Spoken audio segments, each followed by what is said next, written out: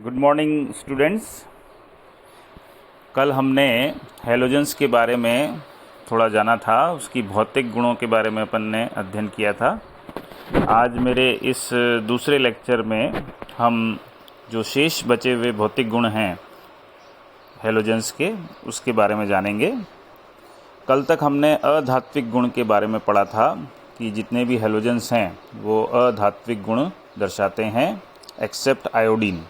Iodine आकार में बड़ा होता है और इसलिए वो इलेक्ट्रॉन डोनेट करके धात्विक गुण दर्शा सकता है, और उसकी कई सारी हमने रिएक्शंस भी देखी थी।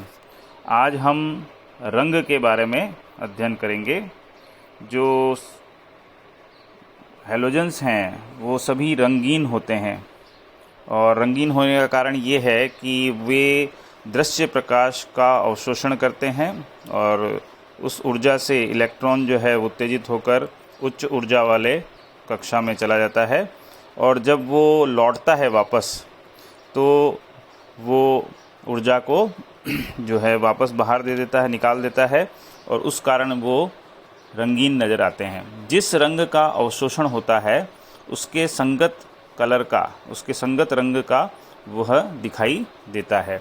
ये अभी हम जब इसका अध्ययन करेंगे कि किस रंग का अवशोषण हो रहा है और वो कैसा दिखाई दे रहा है, इससे पता लग जाएगा।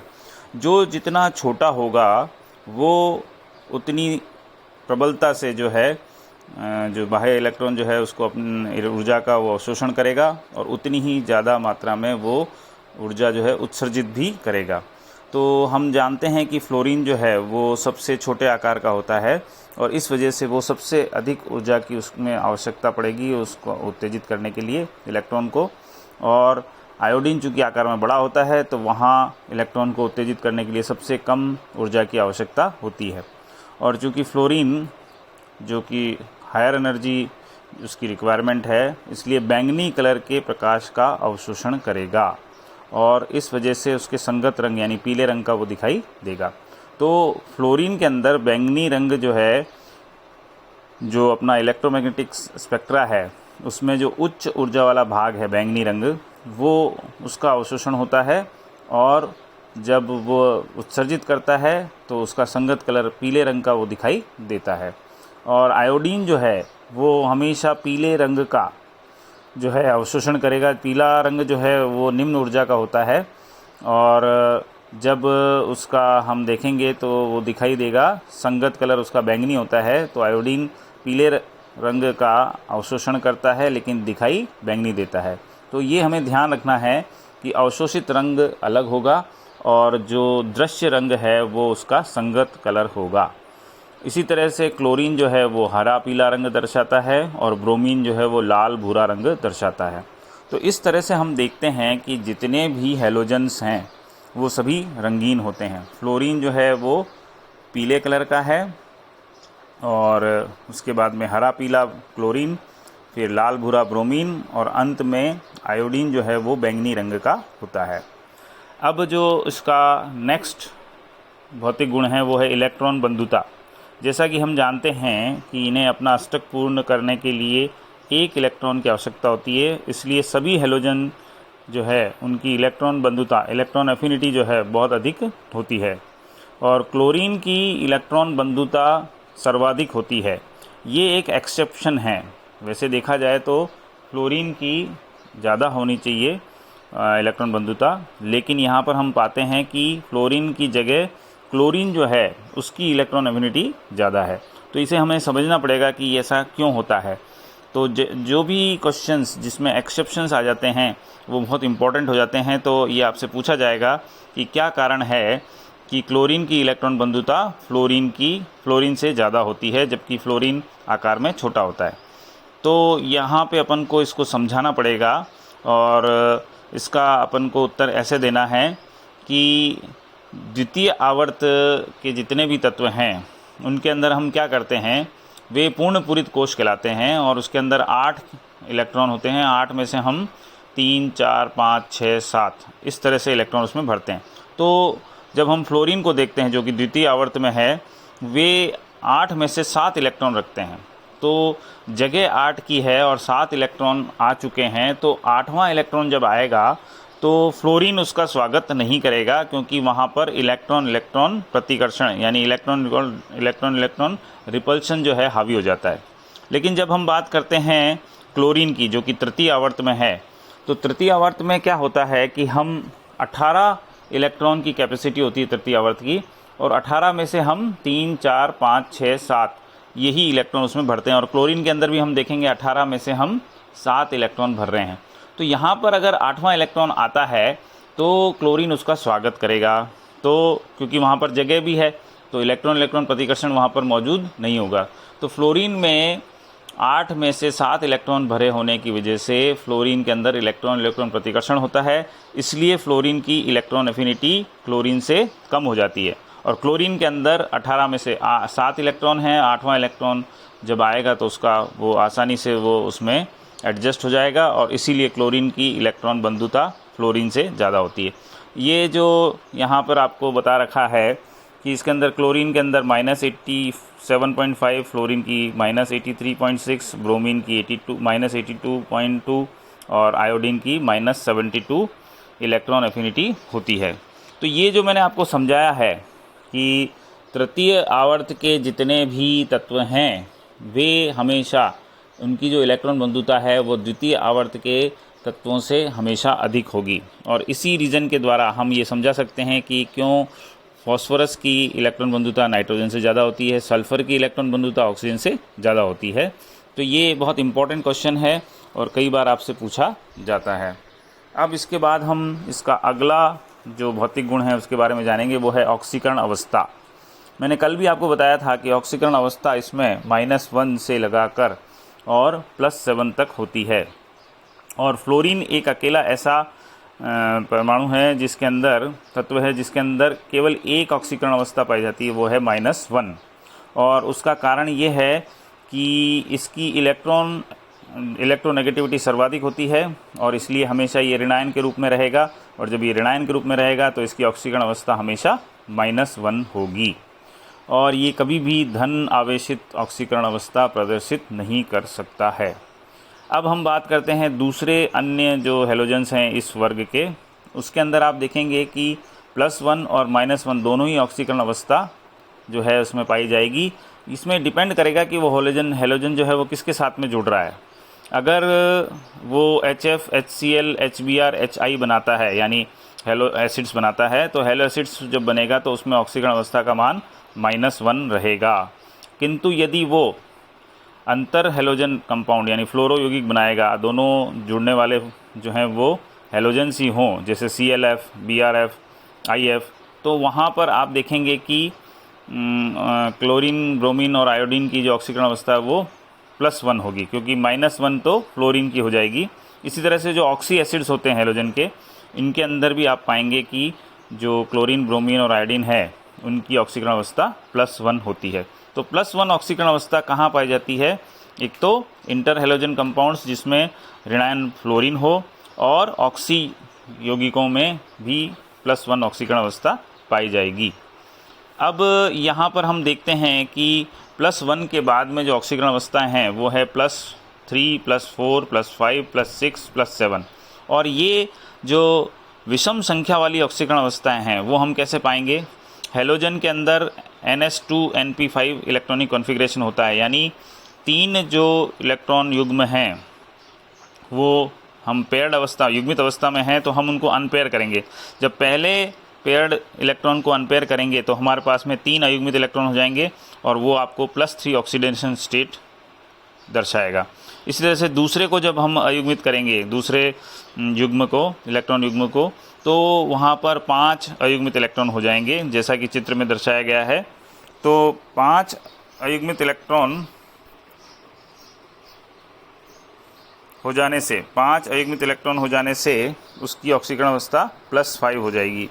इसी तरह से हम देखेंगे कि जब तीसरा युग्म जो है उसको अयुग्मित करेंगे तो हमारे पास में 7 अयुग्मित इलेक्ट्रॉन हो जाएंगे। तो इस तरह से जैसा कि इस चित्र में बताया गया है कि हेलोजन +1, +3, +5 और +7 ये सारी ऑक्सीकरण अवस्था दर्शा सकता है। वो कब? जब उसमें युग्मित इलेक्ट्रॉनों को हम अयुग्मित कर दें। इसी तरह से हैलोजन के जो कंपाउंड्स हैं जिनमें भिन्न भिन्न ऑक्सीकरण अवस्था पाई जाती है, उसके उदाहरण भी आपसे पूछे जा सकते हैं 1 नंबर का जो क्वेश्चन आता है उसके अंदर।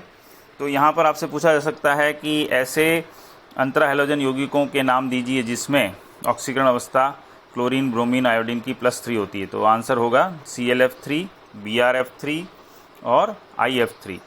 इसी तरह से हमसे ये भी पूछा जा सकता है +5 वाले ऑक्सीकरण अवस्था दर्शाने वाले हैलो यौगिकों की के उदाहरण दीजिए। तो उसमें आंसर होगा HClO3, HBrO3, HiO3। तो ये जो हैलो एसिड्स हैं इनके अंदर ऑक्सीकरण अवस्था +5 होगी। इसी तरह से BrF5 और IF5 के अंदर भी ऑक्सीकरण अवस्था ब्रोमीन और आयोडीन की +5 होगी। I2O5 में भी आयोडीन की ऑक्सीकरण अवस्था +5 होती है। तो +5 ऑक्सीकरण अवस्था वाले कई सारे एग्जाम्पल्स यहाँ पर दिए गए हैं। इसी तरह से तृतीय उत्तेजित अवस्था में जब हमारे पास में 7 अयुग्मित इलेक्ट्रॉन हो जाते हैं तो वहाँ पर जो भी हैलो यौगिक होगा या हैलो अम्ल होगा वो +7 ऑक्सीकरण अवस्था दर्शाएगा। उदाहरणार्थ HClO3 पर क्लोरिक एसिड, उसके बाद में Cl2O7 HiO4, ये सारे के सारे +7 ऑक्सीकरण अवस्था दर्शाने वाले हैं। इसके अलावा आप देखेंगे +4 और +6 ऑक्सीकरण अवस्था भी दे रखी। विषम ऑक्सीकरण अवस्था तो समझ में आती है, लेकिन सम ऑक्सीकरण अवस्था भी इसमें पाई जाती है और ये बहुत इम्पॉर्टेंट हो जाता है। तो ये एग्जाम्पल बहुत ध्यान रखना है कि क्लोरीन और ब्रोमीन +6 और +4 ऑक्सीकरण अवस्था दर्शा सकते हैं और ये इनके ऑक्सी यौगिकों द्वारा दर्शाई जाती है। उदाहरणार्थ ClO2, Cl2O6 और BrO3, ये वो यौगिक हैं जिसमें क्लोरीन और ब्रोमीन की जो ऑक्सीकरण अवस्था है +4 और +6 है। इसी तरह से आयोडीन के अंदर I2O4 जो है वो +4 ऑक्सीकरण अवस्था दर्शाता है। तो ये जो सम संख्या वाली ऑक्सीकरण अवस्था हैं इनके एग्जाम्पल्स बहुत इंपॉर्टेंट हो जाते हैं और कई बार 1 नंबर के क्वेश्चन में, आधे नंबर के क्वेश्चन में से पूछा जा सकता है। और आज हम इसकी अंतिम जो भौतिक अवस्था है, भौतिक गुण है, उसके बारे में पढ़ेंगे। वो है ऑक्सीकारक क्षमता।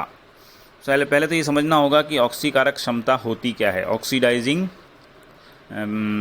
टेंडेंसी, तो जो इलेक्ट्रॉन ग्रहण करता है यानी जिसका अपचयन होता है वो बहुत ही प्रबल ऑक्सीकारक कहलाता है।